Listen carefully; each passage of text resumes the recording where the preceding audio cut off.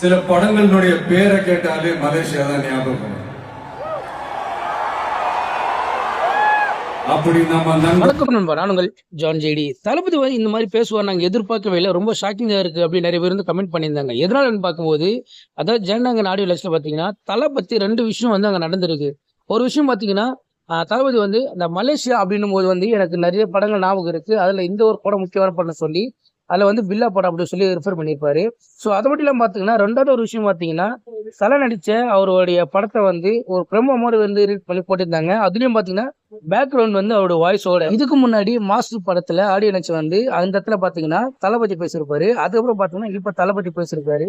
எப்பவுமே தளபதி சொல்கிற வார்த்தை என்னுடைய நண்பர், நம்ம நண்பர் அப்படின்னு தான் வந்து அவர் சொல்லியிருக்காரு. உங்களுக்கு தலை எந்த அளவுக்கு பிடிக்குன்றதை கமெண்ட் பண்ணுங்க, தளபதி எந்த அளவுக்கு பிடிக்குன்றதும் கமெண்ட் பண்ணுங்க, ஜனநாயகன் எந்த அளவுக்கு வெயிட் பண்ணுறதும் கமெண்ட் பண்ணுங்க. முடிஞ்சா என் சேனலை ஃபாலோ பண்ணிக்கோங்க. அப்படி நம்ம நண்பர் அஜித் நடிச்ச பில்லான்னு சொல்லலாம். படங்கள் இருக்கு. என் படங்கள்ல காவலன், குருவி எல்லாம் எங்க ஷூட் வந்த போறோம்.